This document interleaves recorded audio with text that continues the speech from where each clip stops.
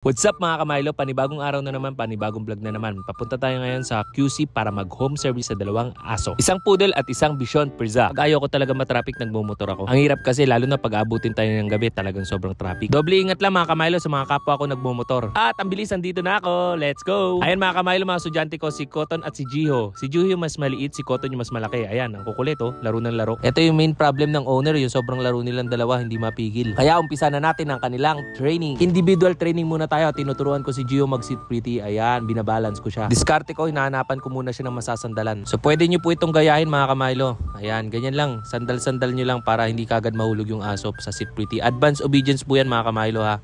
Wow, galing naman ni Gio. Good boy. At syempre, marami pa akong tinuturo kay Gio. Ayan oh, patalon-talon sa aking paa. O ha? At ito na ang pinakamalupit na training ko kay Gio. Yung maglakad ng nakatayo, tapos umiikot. O ha? Ayan oh, napakagaling. Ala, parang tao na si Gio ah. Oo, sumasayaw-sayaw pa oh. Iikot pa yan.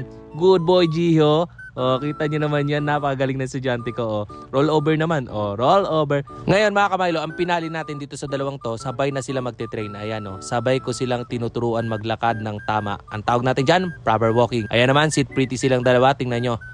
Ayan, medyo mahirap na po pag magte-train tayo ng sabay. Oh ha? Nag-sit pretty yung dalawa. Oh, good boys. At pinapastay ko silang dalawa ng malayo. Ayan, long distance stay. Tingnan nyo naman mga kamaylo. Ang galing talaga ni Cotton at ni Jiho. At ginabi na ako mga kamaylo. Eto, pauwi na ako. Syempre masaya ako kahit pagod ako dahil may natutunan naman ang mga estudyante kong mababait. Andito nga pala ang Dogo Long Lasting Deodorizing Effect. Available po sa Shopee at Lazada. Dahil mainit ang panahon, ayan, nagpupuno na tayo ng tubig dito sa ating mini pool para sa ating mga dogs. Kaya abangan nyo ang susunod nating vlog. Alright!